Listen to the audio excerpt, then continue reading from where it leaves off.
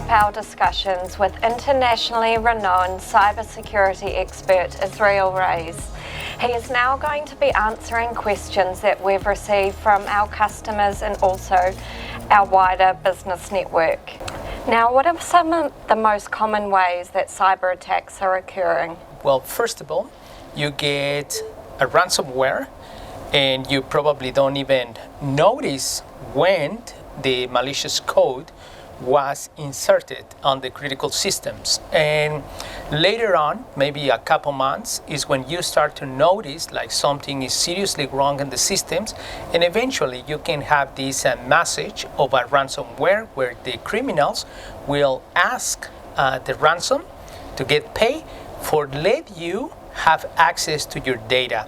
How it works? Well, they send the malicious code. The malicious code encrypt critical systems or databases where you have information which is valuable. They precisely are targeting financial information or your customer critical information, including credit cards, personal identifiable information. So that is the modus operandis and how it works. And once you are a victim, it is really difficult to not become a victim because you don't know what is the virus, and it happened once, it repeats themselves, and so on, which is devastating for small businesses. Now, if a business gets attacked once, what's the likelihood of it getting attacked again? The likelihood increased dramatically once you've been attacked on the first time. That's why it's so important. Number one, if you are a victim of cyber attack, you need to report this to the authorities, to New Zealand police, to create a record that you've been attacked. If you have a cybersecurity insurance, you also need to contact your insurer to make sure that they can help you to mitigate that, but also they may be able to help you to provide you with experts or analysts to clean your systems, to do an audit, and to make sure that the malicious code is out of the systems.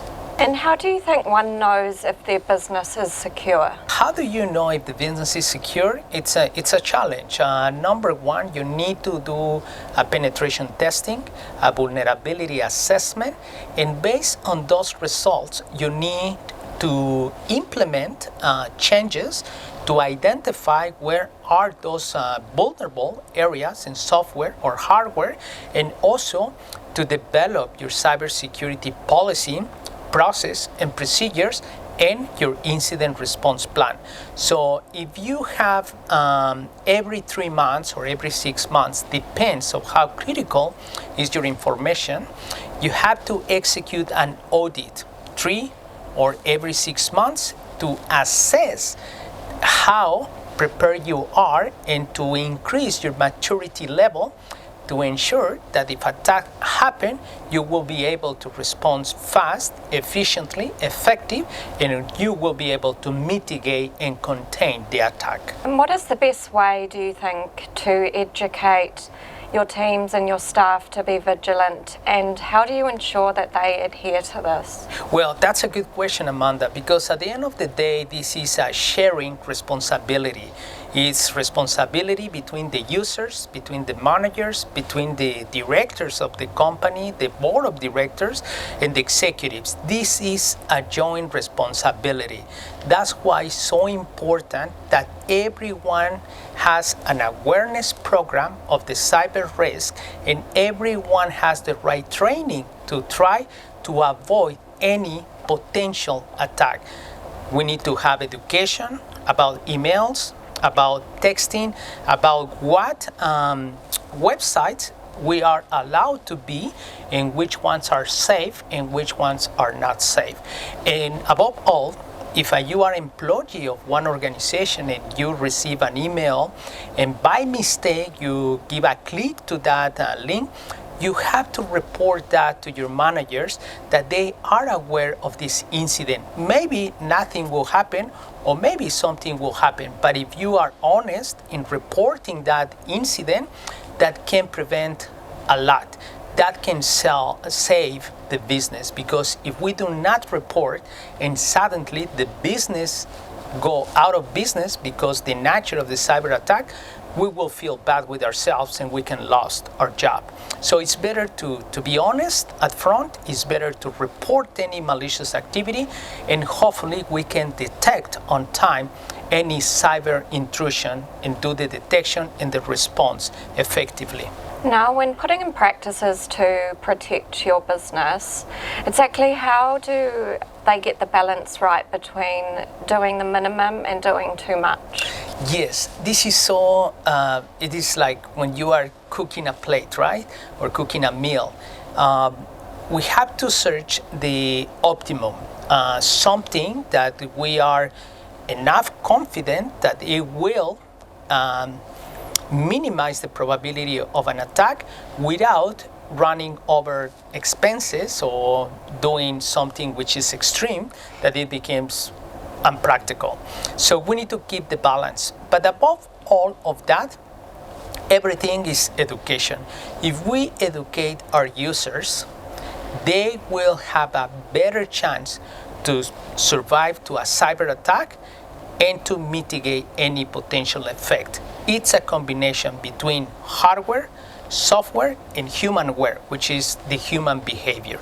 But everything starts in the human side, because at the end of the day, a cyber criminal can send you an infected email, but if you do not open that email, if you do not click in that link, the cyber attack won't happen. So everything is human-centric and is where we need to work. And very good news, working with people is not expensive versus acquiring a very sophisticated and expensive technology.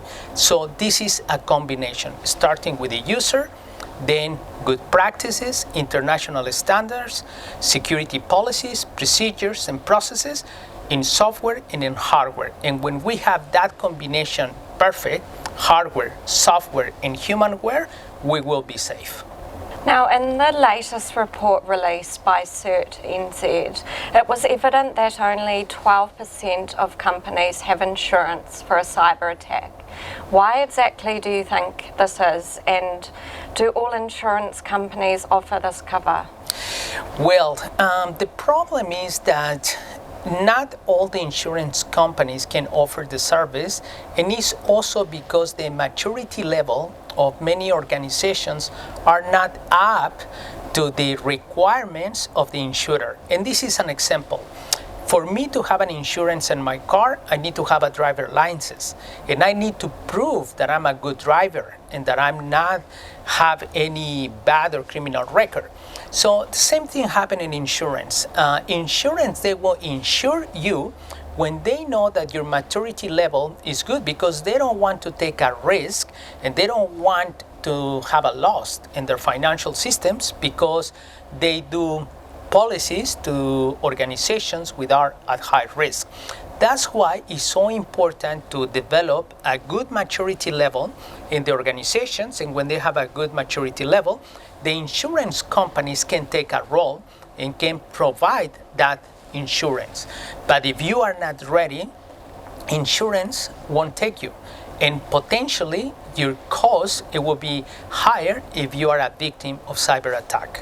And regarding the future of passwords and the transition to passwordless, what exactly does that mean?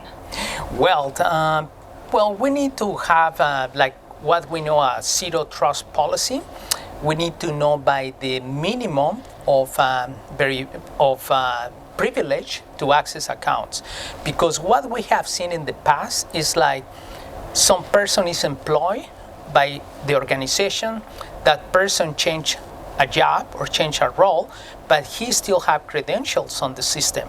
A cyber actor can identify that and can use that identity, those credentials, for verification and authentication, and then make an attack. So what we need to go is by the basics, the minimum of privilege, which is zero trust policy, and then start to provide and manage those privileges in a central site that we always will know who is in the system, who has credential, what level of verification and authentications they have. We also need to implement more than triple factor authentication. So something you are, like is biometrics, something you know, which is the password, and something you have, which can be a token.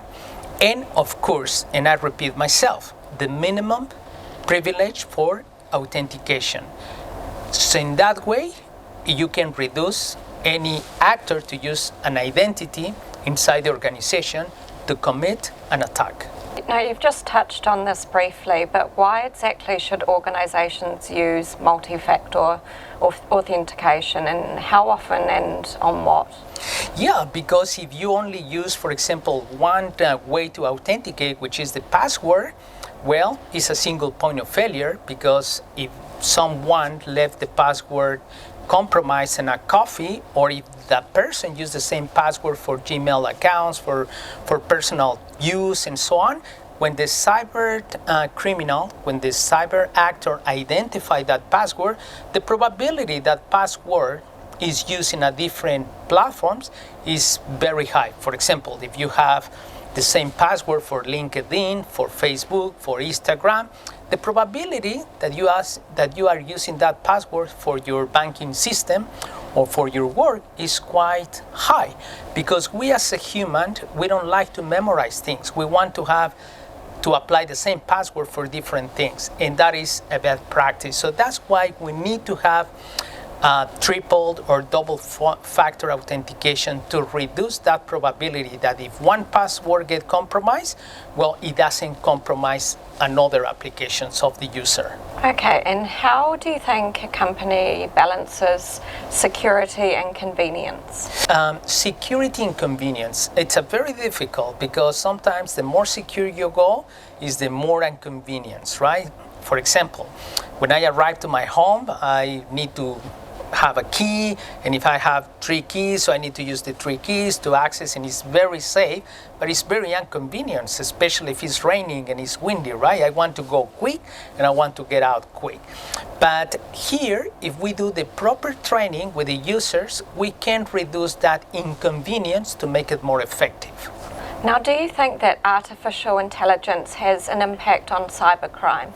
Absolutely. I mean, cyber criminals are using artificial intelligence to commit these crimes. In fact, I was featured in National Geographic in the documentary Dark Web, and that's what we talk about. Today in the dark web, you can find a lot of tools, even for free, and you can use those tools to produce a cyber attack, a ransomware as a service in one target.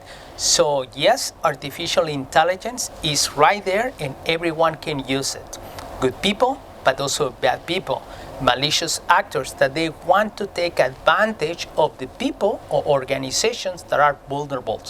That's why we have seen more cyber attacks and more sophisticated these cyber attacks, because bad actors are using really good tools that make this possible. Sadly, we or the organization are less prepared to use this technology, and they need to pay the cost. And lastly, how often should businesses be patching their servers? Okay, well, very important. In a security policy, you should have one section which is called patch management. Every time that they have been discovered a 0-day attack, they usually release a patch. It has to be applied, but you have to make sure that this security patch is a genuine patch and is from the provider, from Microsoft, not from someone else or another, because it can be used to do a cyber attack. So the important here is to have the audit, a regular audit every 3 months, to check any vulnerabilities, and also to maintain contact with your providers of technology to ensure that when a security patch is released, is authentic, and it has to be applied in your production environment and as well in any other environment that you have, which is critical for the function of your business. Thank you so much, Israel, for your time today. We hope you found this discussion on cybersecurity enlightening and gained some valuable insights into ways to best protect your business. Thank you so much for joining us, and if you have any questions about Sharp's products and solutions and the security features, please don't hesitate to get in touch at any time with our team. Thank you very much, Amanda. Thank you very much, Sharp. It's been a pleasure for me to be here with all of you. Thank you. Be original.